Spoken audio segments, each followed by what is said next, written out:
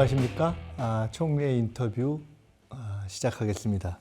지난주에 제가 페이커 선수랑 인터뷰를 해가지고 거기에 달린 댓글들이 총리 출세했다. 페이커 선수하고 인터뷰를 다 하고 대상역 뭐 이런 거 보면서 제가 그래 출세했다. 그렇게 생각했습니다. 오늘 제가 또 한 번 출세했습니다. 오늘은 또 제가 조금 이따 말씀드릴 아주 유명한 분을 우리 K컬처의 핵심인 K푸드를 대표할 수 있는 분을 모셨는데요. 오늘의 주제는 K푸드인데요. 사실 얼마 전에 이재명 대통령님께서 K컬처에 대한 이야기를 하다가 K컬처의 진수가 K푸드다 이런 말씀을 하셨습니다. 아시다시피 에이펙이 비교적 성공했다 이런 평가를 받으면서 마무리가 되었습니다. 에이펙의 성공에 여러 가지 기억할 대목이 있지만은 K푸드를 빼놓을 수가 없는 것 같습니다.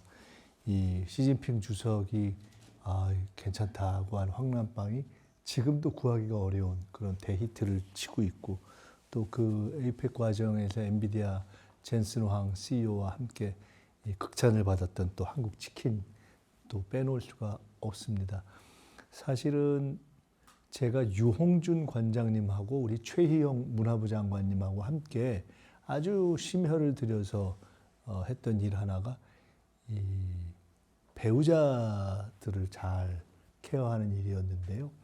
배우자들의 그러니까 정상 만찬은 워낙 유명하지만 배우자들 식사를 저희들이 준비하는 과정에서 정말 한국의 맛을 맛볼 수 있는 어떤 음식 또는 레스토랑이 어딜까 하는 것도 이렇게 찾아다녔던 기억이 납니다. 제가 최근에 우리 기업들과 간담회를 쭉 하고 있는데 제가 아주 흥미로웠던 것이 중에 하나가 최근에 만났던 기업 중에서 가장 에너지를 느낄 수 있었던 그룹이 두 군데였습니다. 그게 어디냐 하면 한 군데가 K푸드였고 또 한 군데는 K뷰티였습니다.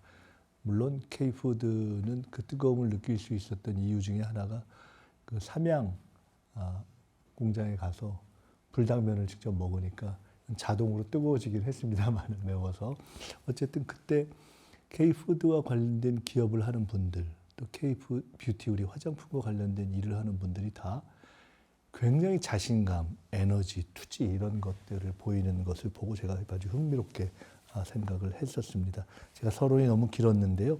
그런 연장에서 오늘은 K푸드를 주제로 해서 저희가 대담할 인터뷰 위를 모셨습니다. 얼굴 보시면 아마 관심 있는 분들은 이미 다 아실 겁니다.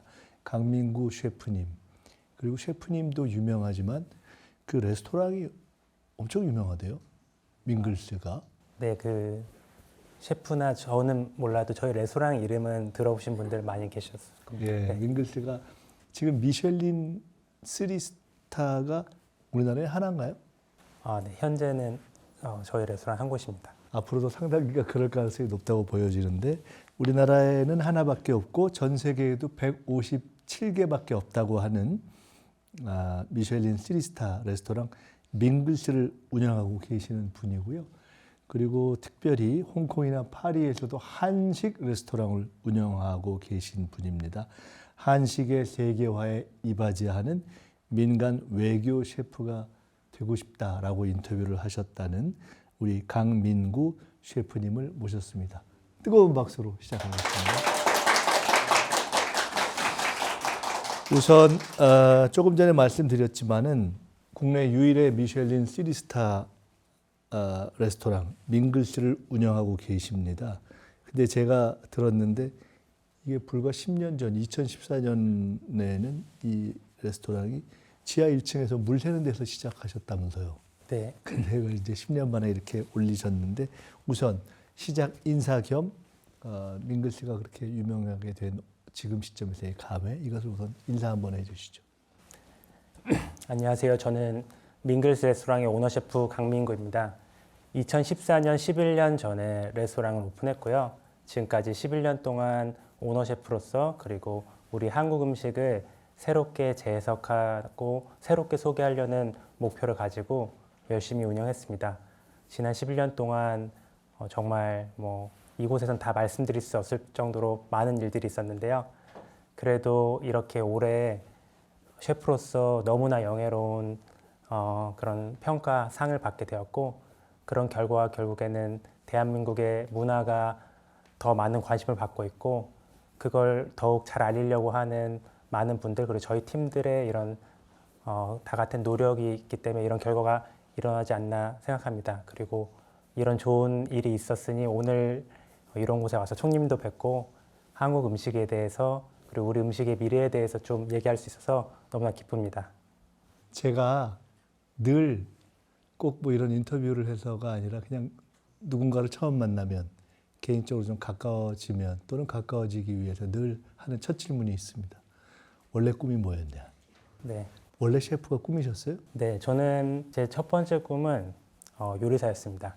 초등학교 때부터 제가 태어난 그 해가 80년대 중반이거든요. 그때는 제 모토가 공부 안 해도 된다, 하나만 잘해도 된다 그런 걸 막 이제 알려주실 그때였거든요. 그래서 부모님께서 학원을 되게 많이 보내주셨어요. 그래서 뭐 해보고 싶은 걸 많이 해보고 적성을 찾아라. 그래서 태권도도 가고 피아노, 미술, 서예, 주산 뭐 이런 국영수 그런 학원은 당연했고 다 다녀보면서 네가 잘하고 싶은 걸 찾아라 이런 식이었는데 새롭게 만드는 거는 굉장히 좋아했는데 제가 미술이나 서예 이런 거 해보니까 손재주가 뛰어나다는 생각은 안 든 거예요. 근데 물론 요리사면은 손 기술이 있어야겠지만 손재주보다 우선은 맛있게 만드는 게 더 중요했고 손기술은 제가 반복 학습을 통해서 연습할 수 있잖아요. 그래서 맛있게 만드는 거 만들고 먹는 거 좋아하니까 요리사가 되고 싶다. 그런 생각을 초등학교 때 했습니다. 그때는 만들어 보는 걸 내가 잘한다라고 해서 요리사의 꿈을 가지기는 어려웠을 그건 아니었을 것 같은데 네. 맛있는 걸 만들어 보고 싶다는 생각이 네. 들었단 말이에요. 그리고 먹는 것을 워낙 좋아하니까 어릴 땐 제가 좀 통통했었거든요. 더. 우리도 먹는 건 다 좋아하는데 왜 우리는 요리사의 꿈을 못 가졌을까? 아 그래요. 이거 조금 앞서가는 질문인데 갑자기 생각이 들어서 그 좋은 요리사 셰프가 되는데 꼭 손기술은 아니다 이렇게 말씀하셨잖아요. 그러면 좋은 셰프가 되는데 가장 결정적인 딱 하나 원포인트 가장 중요한 자질이 이것이다라고 만약 한다면 그건 뭐예요? 반복하는 것들에 대해서 그거를 지루해하지 않고 그 반복함 안에서 본인이 성장할 수 있는 게 매일매일 있거든요. 그 즐거움을 느끼고 그 변화를 본인이 캐치할 수 있고 변하고 있다고 느껴지는 부분이 되게 중요한 것 같습니다. 같은 방법 안에서도 본인이 성장하고 있다고 느끼는 부분들, 그런 성격. 예. 우리가 무슨 예를 들어 어디에 축적의 시간인가 뭐 그런 것 얘기를 하곤 하는데 뭐 1000번, 10,000번을 할 수 있어야 된다. 그러면서 이게 질적으로 높아진다 이런 얘기를 하는데 요리에는 특별히 그런 숱한 반복을 지겨워하지 않고 그러면서 그 어떤 새로운 변화를 만들어 나온 이 덕목이 특별히 더 중요한가요? 네, 정말 중요한 것 같습니다. 어쨌거나 많은 분들이 요리사를 바라볼 때 그 셰프라는 단어 자체가 이제 대중들한테 인식된 것도 사실 아주 오래되진 않았거든요. 근데 요리사는 결국에는 기술직이거든요. 시작은 거기에 예술적인 감각이나 그런 경험이 있으면 좋은 것이지만 기본적으로 칼질을 하고 재료를 손질을 하고 매일매일 그 재료들을 반복해서 손질을 하면서 그 재료를 이해하고 그걸 새롭게 만들고 적절한 조리 시간 이런 것들을 계속 알아내려면은 그 경험은 사실 무시할 수 없는 것 같습니다. 어떻게 보면 기계적인 반복이라고까지 할 수 있는 그런 수많은 반복, 그 흉년의 기초 위에 있어야 된다는 얘기네요. 제가 말씀을 듣다가 전혀 다른 얘기가 생각이 났는데 정치 얘기예요. 김대중 대통령이 연설을 잘하시고 말씀을 잘하셨어요. 제가 거길 따라다녔는데 100번이나 1000번쯤 똑같은 얘기를 들은 것 같은데 매번 재밌더라고. 근데 그때 김대중 대통령이 저한테 뭐라고 말씀하셨냐면 정치를 하는데 매우 중요한 덕목 중에 하나가 매번 똑같은 얘기를 매번 새로 하는 것처럼 1000번, 10,000번 할 수 있어야 한다. 그리고 그것을 매번 처음 하는 것 같은 식으로 해야 된다.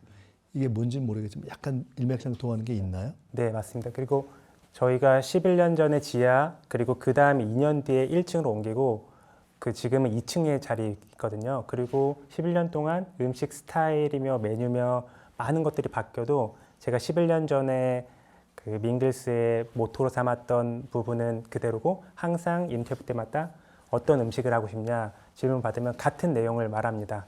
결국에는 일관되게 제가 레스토랑을 처음 오픈했을 때 목표나 제가 성취하고 싶은 목표는 변하지 않았고 그 안에서 저의 경험에 따라서 음식이 조금 변할지언정 그리고 시대의 상황에 따라서 조금 더 대중과 소통을 하면서 음식 스타일은 변할지언정 제가 하고 싶은 음식을 전달하고 싶은 저의 이런 기본 가치는 변하지 않는 것 같습니다. 이거 자꾸 끝에 가서 여쭤봐야 될 얘기를 자꾸 처음에 다시 물어보게 되네.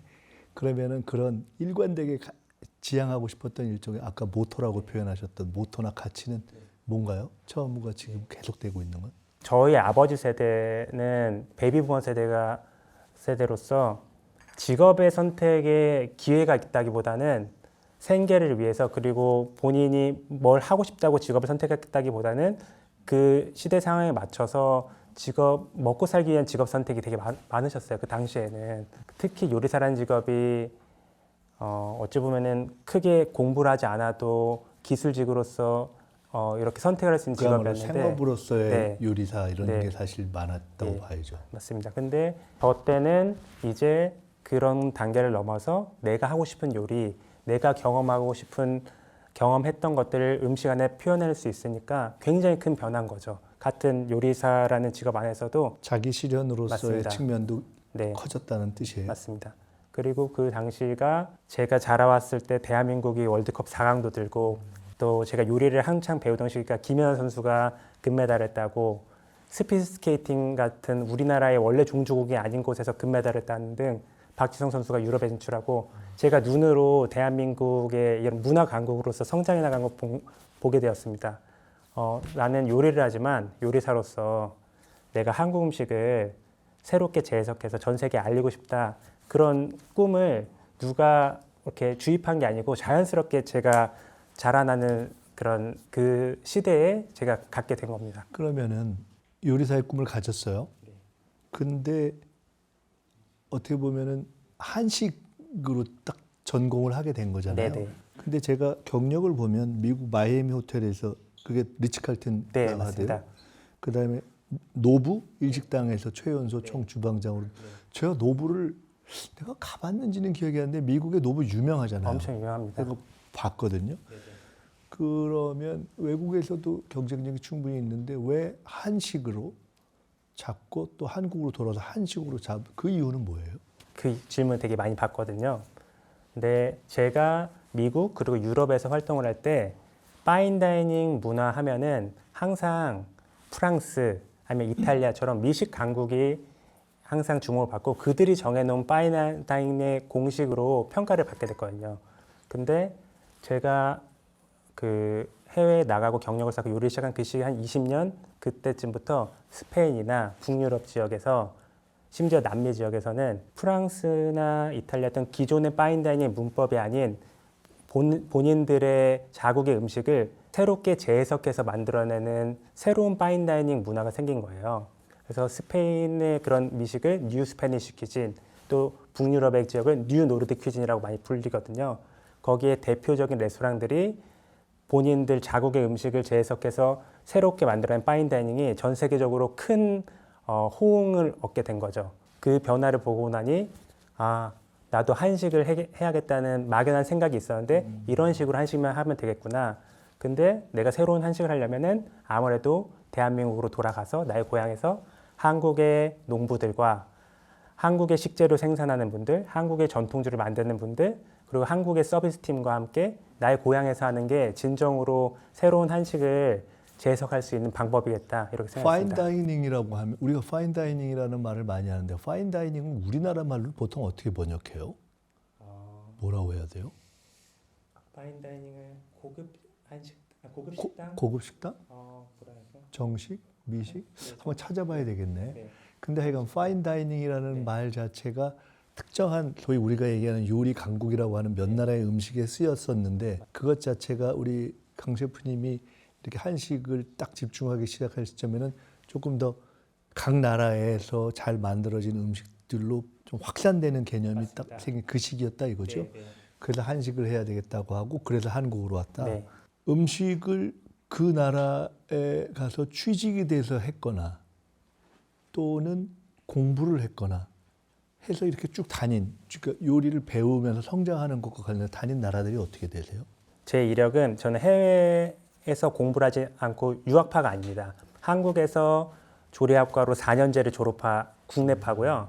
해외 경험은 해외 취업으로 시작을 했습니다. 아, 그러면 해외 무슨 요리 학교 이런 거 다녀서 간 게 아니고 그렇게만 해서 외국의 무슨 좀 좋은 식당이나 이런 레스토랑에서 일을 해서 지금 정도 위치 올라간 경우들이 별로 없을 것 같은데?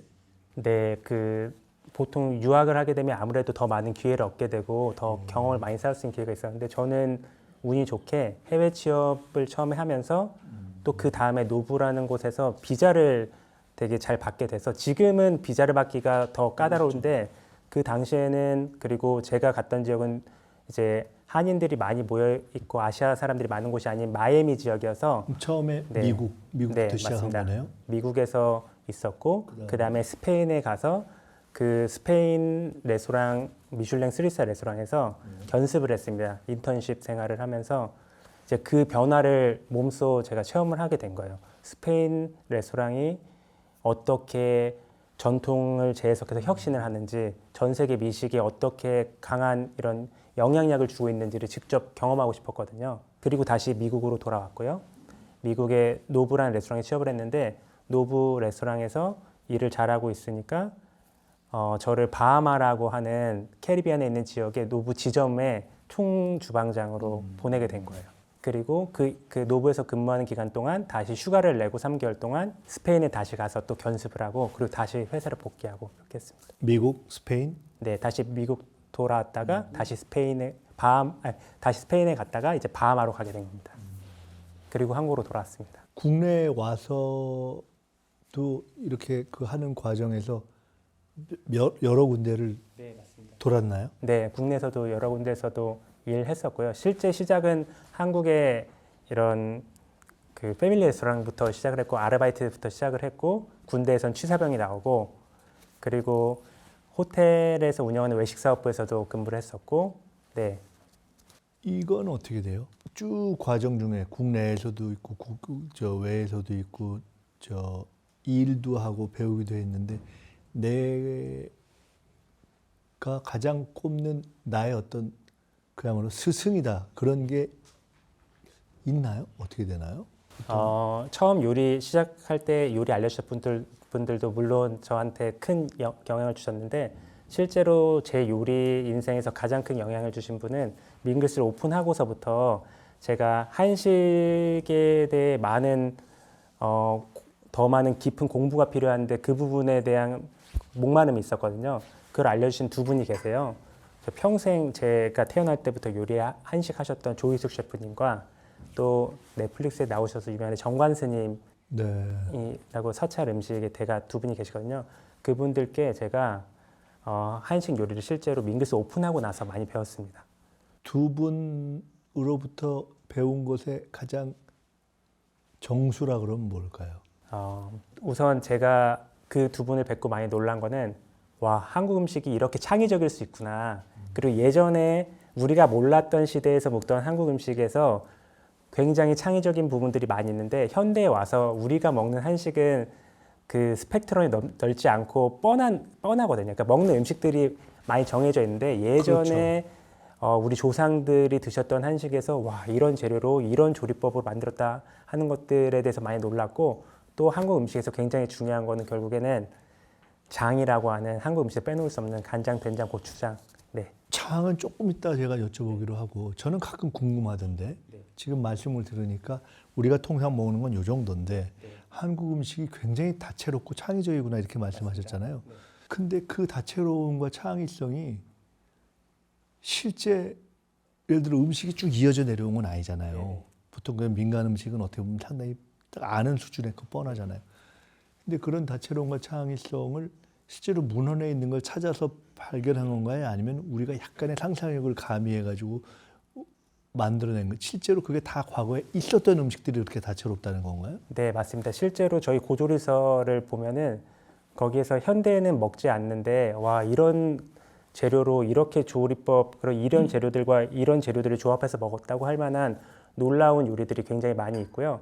실제로 현대에서는 그만큼 구할 수 없는 재료들도 있고 재료 자체를 네, 그리고 또 손이 많이 가기 때문에 실제로는 그 상업 레스토랑에서 판매를 하기에는 굉장히 어려운 부분들이 많이 있어서 없어진 경우들도 있습니다. 제가 좀 궁금한 거 하나 지금 그 말씀을 주셨는데 그 저도 외국 생활도 해보고 외국 음식도 먹어보고 그러면 늘 느끼는데 가장 보수적인 게 입맛이라고 생각이 되거든요. 사람이 진짜 늘 어디 가서 저는 메뉴도 먹어본 것만 시키게 되는 경향이 많이 있더라고요. 사실 그걸 다채롭게 하는데 상당한 시간과 시도가 필요하더라고요. 네. 그렇잖아요. 그 가장 보수적인 건데 그래서 저는 K푸드가 이렇게 사람들이 가령 요새는 뭐 김치니 비빔밥이니 뭐 다 포함해서 많이 확산되는데 글로벌하게 한 국가의 범위를 넘어서서 아니면 조금 더 해서 아시아면 아시아 그 범위를 넘어서서 갈 수 있는 음식의 어떤 보편성이랄까? 그 포인트가 뭘까요? 그 한국 음식은 한 막걸리가 한창 유행했을 시절에 일본이라든가 그리고 K-드라마가 영향력을 좀 많이 줬던 한 10몇 년 전, 20년 좀 안 된 그 시절에는 아시아 지역으로 많이 그 한국 음식이 퍼졌습니다. 그 이유가 일단 동아시아나 아시아 지역은 기본적으로 음식 맛에서 그 사람들이 좋아할 만한 맛이나 일상적으로 먹는 음식들의 맛의 그런 팔레트가 비슷하거든요. 물론 저희가 중식과 일식이 다르긴 하지만 서양의 음식과 한국 음식을 비교했을 때 봤을 때는 비슷한 포인트가 많이 있잖아요. 그리고 뭐 수저에 뭐 밥국을 놓고 찬을 먹는 문화가 한국에만 있는 게 아니고 중국에도 있고 일본에도 있기 때문에 그래서 오히려 아시아 지역에서는 한국 음식을 조금 더 쉽게 받아들여질 수 있는데 실제로 지금은 미국이라든가 유럽 지역까지 펼쳐나갈 수 있는 가장 큰 이유가 일단 한국 음식은 굉장히 건강하고 맛있고 중독적인 맛이 있는 것 같습니다. 그 부분이 되게 큰 것 같습니다. 먹어도 당장 먹었을 때만 맛있는 게 아니고 먹고 나서도 속이 편안하고 하지만 매력적인 감칠맛도 있고 또 다시 먹고 싶을 만한 그런 중독적인 매력이 있다 보니까 지금의 한국 음식이 단순한 유행은 아니고 이게 길게 갈 수 있는 이런 가능성이 저는 굉장히 많다고 생각하거든요. 일시적인 것이 아니다. 네, 그렇게 되기 위해서 뭐 저희가 많은 노력을 해야겠지만 어쨌든 그런 기본적인 한국 음식이 가진 매력은 전 세계인을 매료시키기에 충분하다고 생각합니다. 먹을 때 맛있고 먹고 나서 속 편하고 먹고 나면 중독성이 있어서 계속 먹을 가능성이 있다. 맞습니다. 그렇게 된 이유가 한국 음식은 이제 칼로리가 높지 않으니까 그런 이유가 저희가 채소를 굉장히 많이 먹거든요. 한국 음식의 특징 중에 하나가 채소 그리고 채소를 발효한 음식이 굉장히 많다는 겁니다. 한국의 대표적인 음식 김치는 대표적인 발효식품이고 그리고 아까 또 말씀드렸던 장 같은 경우도 콩을 발효해서 만든 양념이거든요. 소스고 생각해 보시면은 우리가 한상 차림에서 기본적으로 밥, 국, 반찬들을 두고 보면은 거의 70%가 채소입니다. 제가 지금 말씀 듣다 생각나는데 우리가 과거에는 가령 아시아를 대표하는 음식으로 많이 생각하는 게 가령 일식, 소위 스시, 그다음에 중식, 그다음에 가령 뭐 베트남 쌀국수, 뭐 태국 음식 뭐 이렇게 있었는데 제가 잘은 모르겠지만 일식의 가령 스시다, 회다 이게 처음에는 서양 사람들한테 그렇게 익숙하지 않았을 것 같아요. 그러니까 일종의 익숙해지는 시간이 필요했을 것 같거든요. 근데 지금은 다들 상당히 선호해서 먹잖아요. 굉장히 고급 음식이 됐죠. 고급 지금. 음식이 됐죠. 음식에 있어서 중독성이라는 것이 굉장히 중요한 단어겠구나. 세계화되는 데 있어서 지금 이제 그 생각을 하게 됐거든요. 자, 그러면 이렇게 레스토랑 차원에서 좋은 어떤 레스토랑들이 생겨서 한식을 사람들이 먹게 되는 것과 그다음에 아까 얘기 나왔던 무슨 라면이라든가 과자라든가 이런 그야말로 제품으로 양산되는 것, 그 각각의 한국적 맛이 이렇게 세계화되고 글로벌화되는 데 있어서의 넘어야 될 또는 주로 이거는 이런 것들을 극복해야 된다, 이런 걸 유념해야 된다, 그런 포인트들은 뭐예요? 맛에서라든가 뭐 한국 음식 자체가 가진 경쟁력은 저는 충분하다고 보고 결국에는 저희가 이런 선택의 시간이라고 저는 생각을 하거든요. 지금 한국 식문화가 단순 유행으로 끝날 것인지 아니면은 이게 길게 오랫동안 가서 그들의 일상적인 생활 안으로 스며들 수 있을지 그런 갈림길에 있다고 생각하거든요. 그리고 아까 말씀 주신 것처럼 동아시아 지역, 아시아 지역을 두고 보면은 크게 미식 국가로는 일본과 중국이 있는데 유럽을 비교해 보자면 프랑스와 이탈리아가 있는 거랑 비슷합니다. 프랑스는 가장 고급의 문화를 미식 문화를 선도하고 있고 아시아에서는 일본이 그런 위치를 차지하고 있고요. 이탈리아도 물론 고급 요리도 있지만 대중적으로 우리가 피자나 파스타 같은 걸 굉장히 쉽게 먹잖아요. 그 포지션을 전 세계에서 중국 음식이 하고 있는 건 거예요. 한국은 어떤 포지션이냐 봤을 때 그 둘과는 또 다른 포지션으로 잘 헤쳐 나가야 되는데 그런 거를 해낸 곳이 이제 스페인, 아까 말씀한 스페인입니다. 스페인 미식은 실제로 그런 미식 혁명이 있기 전까지는 전 세계적으로 큰 관심이 없었는데 지금 그런 포지션을 가지면서 전 세계적으로 일반적인 스페인의 식재료가 전 세계적으로 많이 지금 펼쳐 나가고 있거든요. 그래서 실제로 스페인의 식품 산업도 엄청나게 많이 성장을 했고 또 덴마크 같은 경우도 지금 그런 새로운 덴마크 미식 운동이 발전을 하면서 유기농 식품 산업이 굉장한 성장을 이루면서 전 세계 유기농 식품 산업의 선두 부분을 달성하고 있거든요. 그것처럼 현재 한국 음식이 가져야 될 것은 지금 대중적으로 라면이나 이런 많은 식품들도 수출하지만 프리미엄 전략으로 가야 되는 게 굉장히 필요하다고 생각합니다. 프리미엄 전략으로 가야 네, 된다. 결국에는 저희가 대한민국이 제조업 중심으로 다른 나라에서 뭔가를 부탁을 받고 하청으로서 생산 기지로서 역할했던 시기는 이미 예전에 지나가지 않았습니까? 지금은 조금 더 하이컬처의 문화를 우리가 전파를 해야 되니까 저 과거 일본 일식의 경험이나 중식의 경험이나 이렇게 어떤 나라의 음식 문화가 세계화되는 데 있어서는 프리미엄이 우선 좀 퍼지고 나서 그게 대중화되는 그런 경로를 대부분 밟나요? 결국에는 양쪽이 다 저는 잘 돼야 된다고 생각하거든요.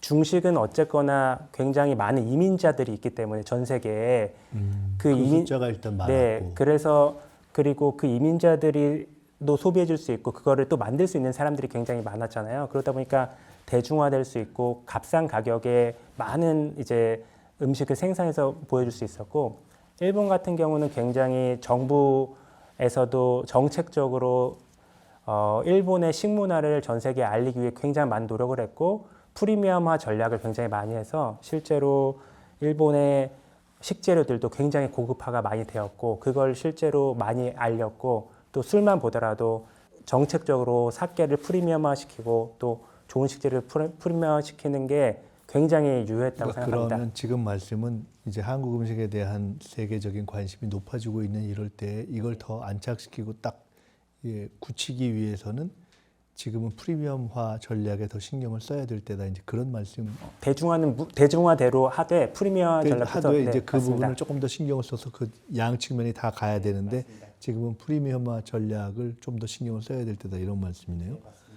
그것과 관련해서 그런 프리미엄화 전략과도 연동될 텐데 셰프 양성이라는 것은 어떻게 되는 거예요? 가령 이렇게 우리 강 셰프님처럼 우리 한국에서 배워서 외국 나가서 많이 이제 실전을 쌓고 그러면서 성장한 분들이 있잖아요.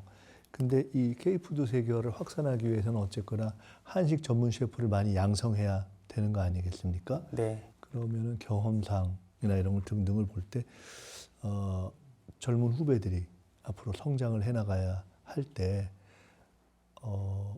셰프의 꿈을 갖는 분들도 많이 있고 어떻게 코스를 자기가 잡아야 되는지 예를 들어 한식에 한번 집중해라 라고 해야 되는 건지 그런 일정하게 앞으로 이제 후배로서 셰프의 길을 걷고자 하는 분들에게 뭐 팁이랄까 충고랄까 이런 게 있다면 또 정부 차원에서는 그런 양성 과정에 있어서 더 거둘 수 있는 대목이 뭐가 있는지 그런 교육과 양성의 측면을 한번 말씀해 봐 주실래요? 네.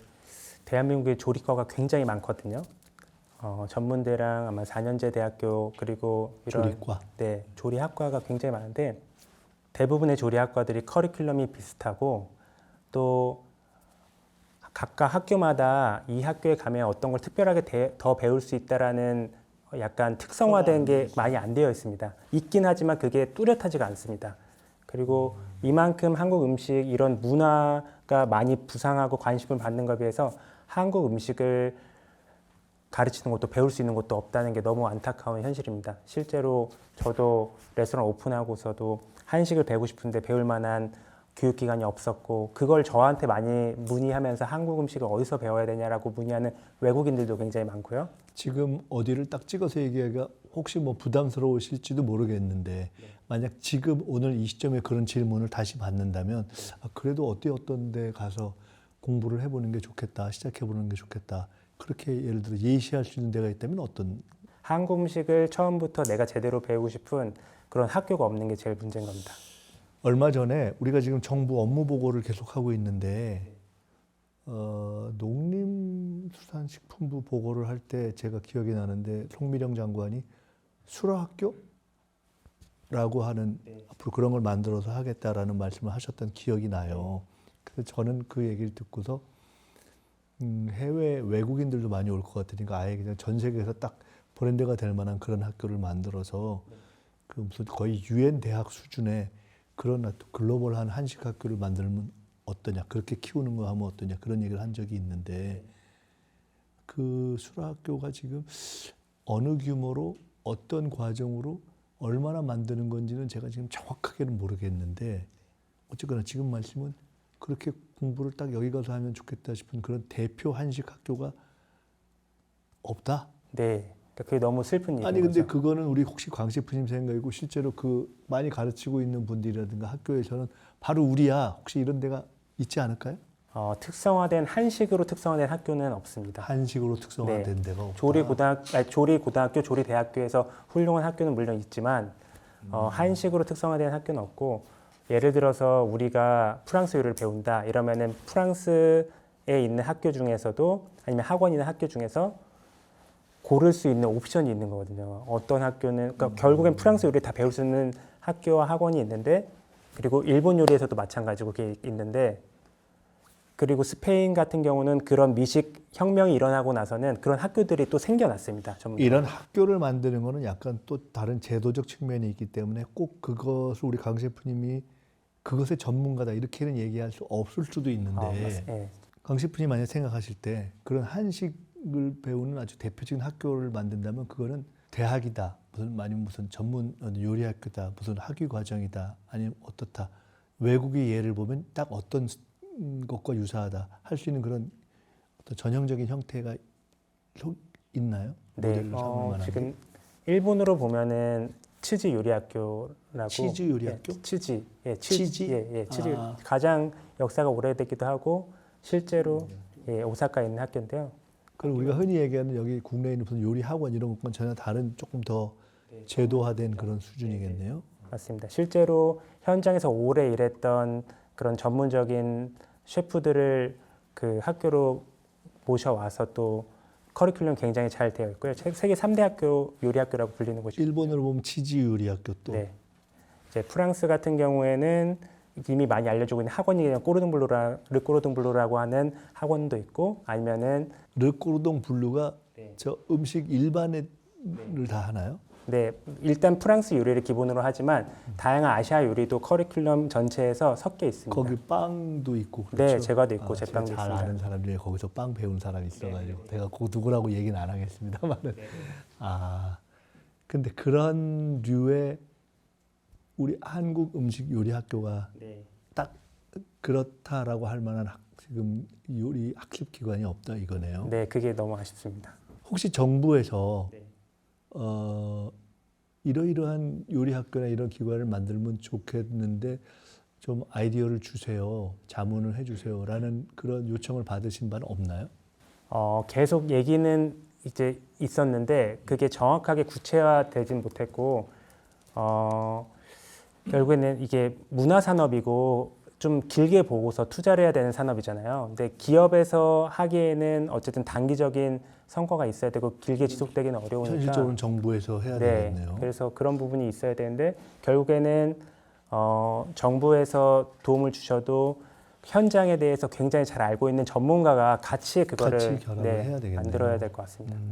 저도 후에 아까 말씀하신 지금 농림수산식품부에서 만들겠다고 한 수라학교를 구체적으로 조금 더 구체적으로 어떤 프로그램인지 알아봐야 되겠고요.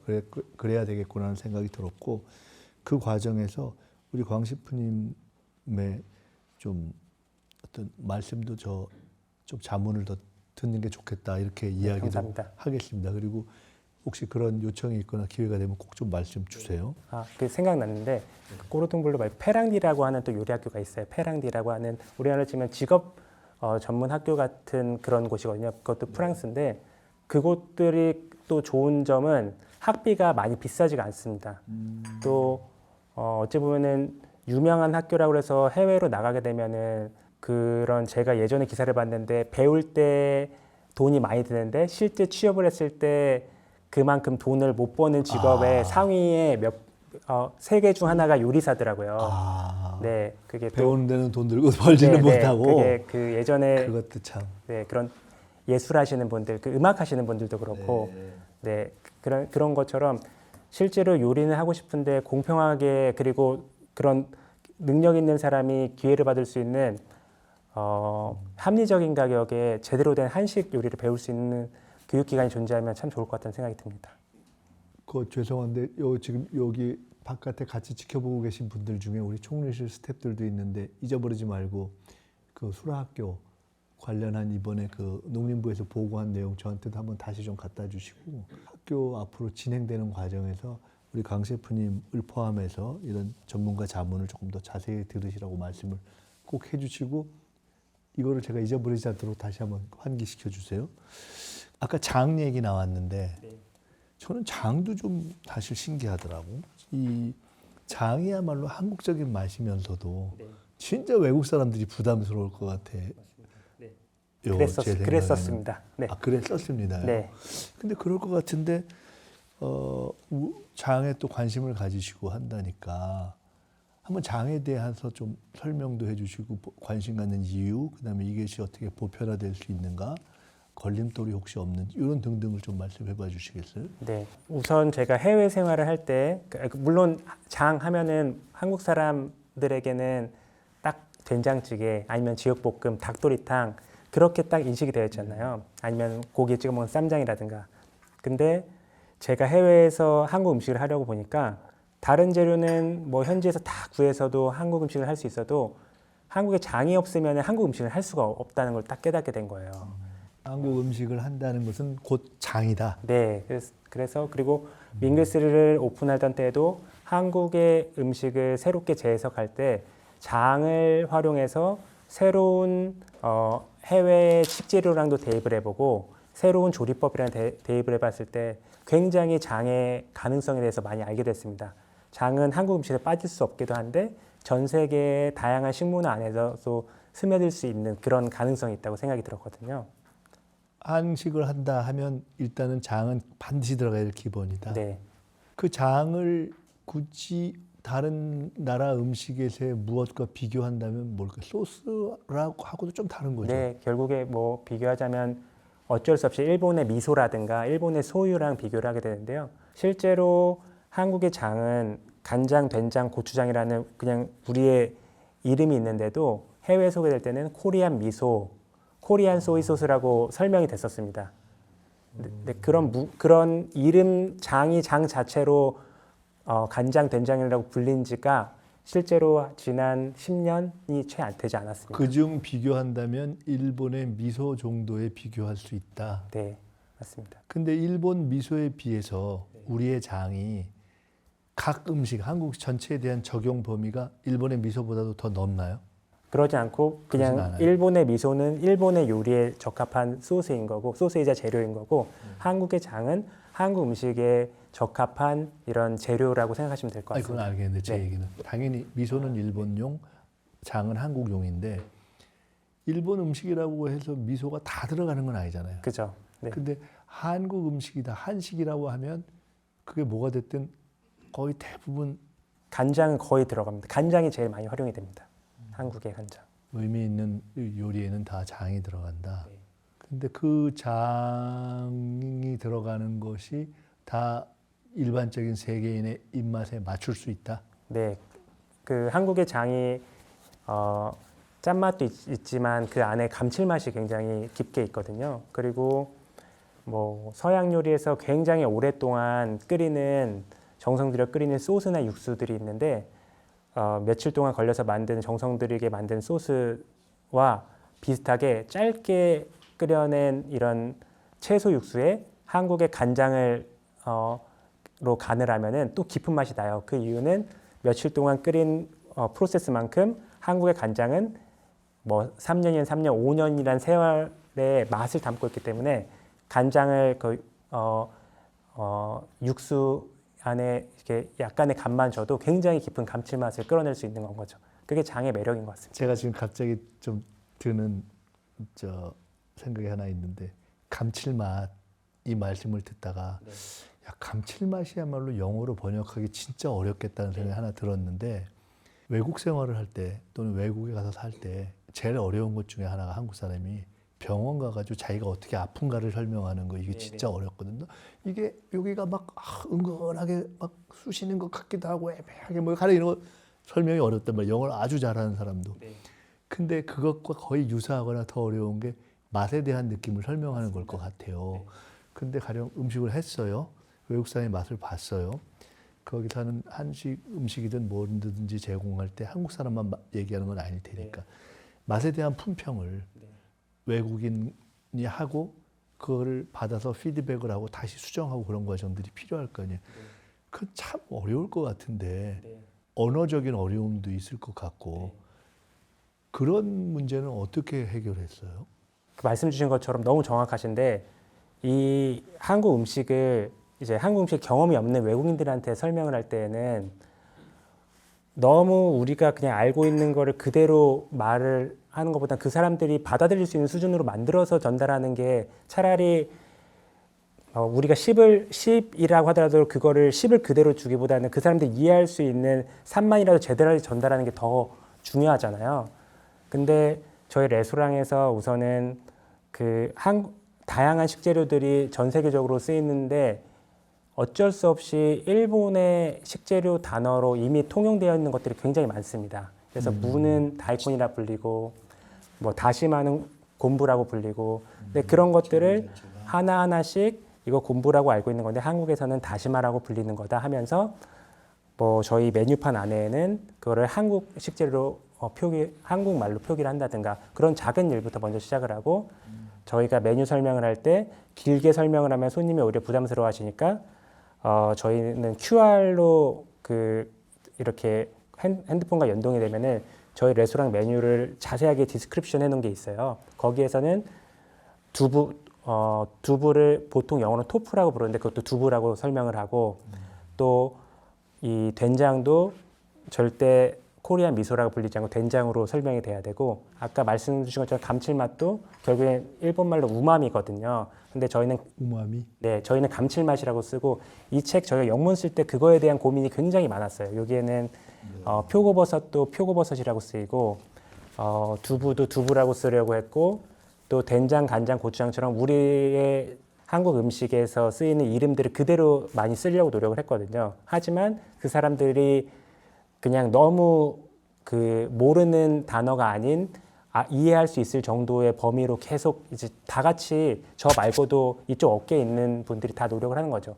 그리고 실제로 우리 정부에서 표준화된 영문 단어들이 어떻게 불러야 된다는 한국 음식의 표준이 있긴 합니다. 이 책이 우리 강 셰프님이 지으신 책인데 네. 이거 한글 책은 제목이 장이면서 간장, 된장, 고추장으로 빚어낸 그 체계라고 되어 있고 그거를 영문으로 한 거죠. 다른 책은 아니라 영문이 먼저 시작이 됐습니다. 아, 이걸 먼저 한 거예요? 왜 그렇게 됐어요? 제가 코로나 딱 시작됐을 때 이제 영업을 하더라도 외국 손님도 오지 않고 너무 손님이 없다 보니까 제가 한국 음식을 손님들과 매일매일 소통하고 소개시키는 즐거움이 있었는데 그걸 못하게 된 거예요. 그때 내가 뭔가 다른 걸 해야겠다. 하지만 영상 미디어는 제가 익숙하지가 않고 책을 쓰고 싶다는 생각이 들었습니다. 그래서 4년 동안 준비해서 쓴 책이고 그래서 미국에 먼저 책을 내게 된 겁니다. 그렇게 한국 음식을 그 전 세계에 소개하고 싶다는 생각이 들어서요. 그래서 이게 보니까 더 소울, 저 코리안 쿠킹의 소울 거의 무슨 정수 영혼이다 이렇게 하셨네요. 시간이 어느새 상당히 지나가서 한 두 가지만 더 여쭤봐야 되겠어요. 술. 네, 얼마 전에 제가 우리 K푸드 관련해서 20대, 30대 분들이 K푸드 관련한 새로운 스타트업 벤처를 국가에서 이렇게 장소를 빌려주고 지원해서 하는 곳을 가본 적이 있어요. 네, 거기서 얘기를 하다 보니까 이 K 술이 엄청나게 중요하다 하는 얘기를 하고 들어보니까 사실 술이 빠질 수 없잖아요. 네. 그거 참 중요하구나 하는 생각이 들었는데 말씀을 들어보니까 우리 강 셰프님도 그 술 페어링, 네. 우리 술 페어링 뭐 이런 작업을 하신다고 들었어요. 어떤 술이 제일 그러니까 지금 이렇게 하시면서 좀 역점을 들여서 하고 있달까 하시는 건 어떤 거예요? 저희는 이제 술을 만드는 사람들은 아니고 이제 술을 소개하는 곳이잖아요. 네, 11년에 오픈할 때 한국 음식을 새롭게 재해석하려는 레스토랑, 새로운 한식을 선보인다고 하는데 그 주류 저희 같은 다이닝 레스토랑에서는 음식과 주류를 매칭해주는 서비스가 굉장히 중요하거든요. 근데 한국 음식인데 와인으로만 페어링을 하는 거는 맞지 않다. 우리 술을 한번 해보자라는 생각으로 각각의 음식마다 한국의 전통주를 한 장씩 페어링하는 시도를 저희가 처음 하게 되었습니다. 각각의 음식마다 네, 한 코스가 나오면 그 음식에 맞는 전통주를 한 잔씩 주는 거예요. 그래서 각 코스가 11코스면 11개의 전통주가 나가는 겁니다. 초아들 하시겠네요. 11년 전에는 일단 선택할 수 있는 옵션이 많이 없었어요. 전통주가 그렇게 다양하지도 않고 그런 좋은 품질의 술이 많이 없었는데 매해 저희가 운영을 하면서 새로운 전통주가 한번 생기고 예를 좀 들어봐 주세요.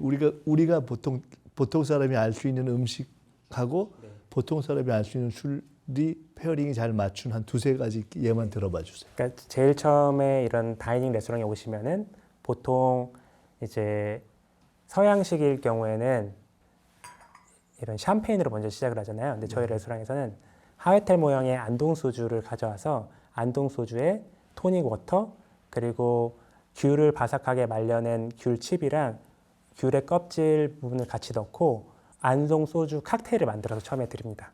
그러면 안동 소주에 저 토닉 워터 넣어서 그래서 드시게 되면은 청량함도 같이 있으면서도 소주의 향이 아로마틱하게 잘 살아나서 입맛을 딱 돋아주거든요. 그래서 샴페인과는 다르게 그리고 그걸 앞에서 손님 앞에서 이렇게 쉐이킹을 해서 드려요. 그러면은 굉장히 보는 요소의 즐거움도 있고 또 그런 그 앞에서 차갑게 만들어진 한국의 소주 칵테일을 다양한 한입 요리들이랑 드시게 되는 경우도 있거든요.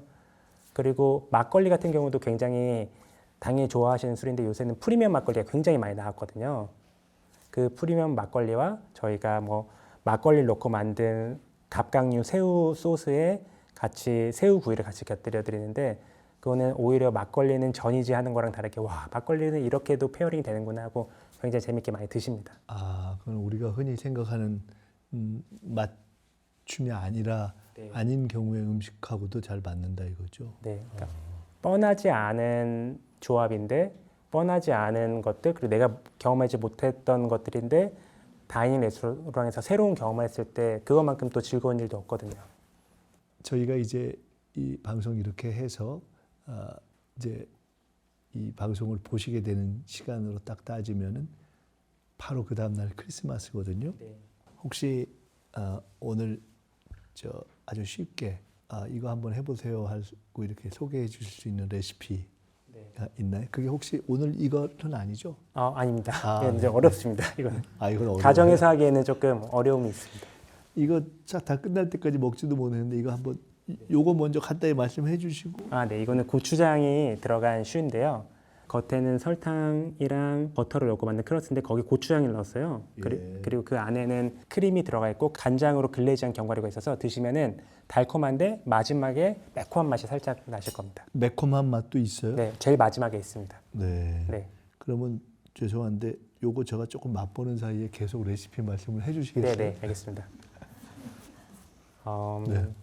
크리스마스 때 제가 추천드릴 만한 메뉴는 한국 음식에서 전통 음식도 있지만 스토리가 담긴 이민자들의 음식도 있습니다. 그래서 어릴 때 저희 어머니께서 제 생일이라든가 좋은 날에 LA 갈비 되게 많이 해주셨거든요. 네, LA 갈비는 미국으로 이민 가셨던 저희 그 윗세대 분들이 한국의 맛이 그리워서 현지에서 구할 수 있는 갈비를 자르는 방식을 바꿔서 한국 양념을 만들어낸 그런 새로운 음식이잖아요. 그게 오히려 한국으로 되돌아와서 되게 많은 인기를 얻었는데 이런 이민자 분들의 그때 이민했을 때 당시에 그 어려운 생활들 그리고 고국에 대한 향수 그런 게 굉장히 맛있는 음식으로 나타났잖아요. 근데 요새는 LA 갈비가 저 어릴 때만큼은 많이 안 먹는 것 같아요. 고기가 다양해지면서. 맞아요. LA 네. 갈비가 옛날엔 네, 최고였는데. 네. 그래서 LA 갈비 한번 드셔보시면 좋을 것 같은데 그 LA 갈비를 겨울이니까 계피를 살짝 넣어서 약간 크리스마스 향이 나게끔 한번 생강 시럽이나 계피를 살짝 넣어서 크리스마스 맛이 나게끔 한번 만들어 보시면 좋을 것 같습니다. 계피를 넣어서 그거 한번 다들 이렇게 시도해 보시면 좋을 것 같고 그 말씀하시는 중간에 제가 이걸 먹었잖아요. 네. 야 이게 진짜 깜짝 놀랐어요 마지막에.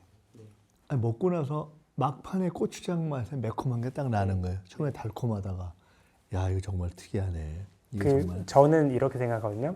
한국의 장이 물론 한국 음식이 인기가 많아서 한국 음식에만 많이 쓰이면 좋긴 하겠지만 장이 이런 쿠키에도 쓰이고 그들의 일반 음식에서 쓰이면 어쨌든 한국의 식문화가 알려지는 거고 우리가 더 많은 수출을 할 수 있는 거잖아요. 그러니까 장은 꼭 완성된 어떤 하나의 요리로서의 한국 음식 K푸드뿐만 아니라 그냥 그 장 그 자체로서도 맞습니다.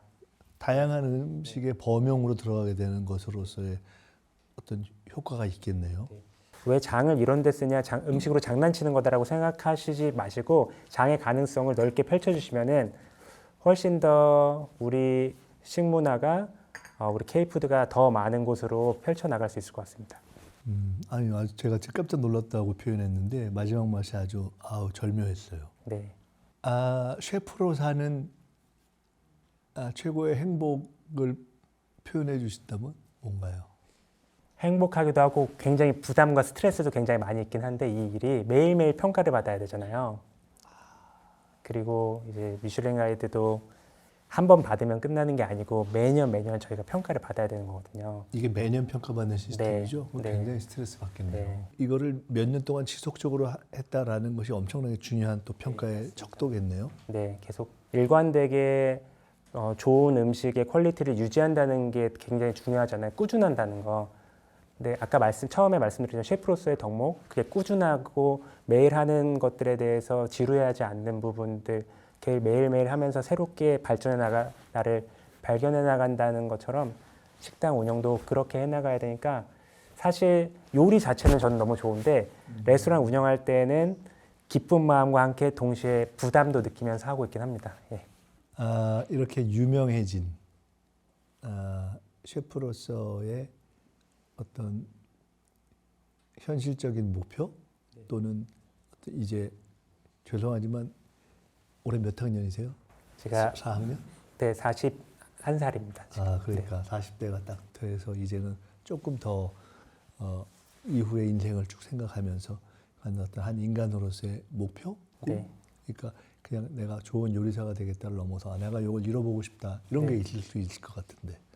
우선 올해 너무 감사한 평가 있었으니까 저희 레스토랑 좋은 평가 잘 유지할 수 있도록 만들고요. 또 가능하다면은 요리 시작하고서 제가 첫 목표로 했던 저의 경험을 담아서 한국 음식을 전 세계에 알릴 수 있는 그런 도전들을 많이 해보고 싶습니다.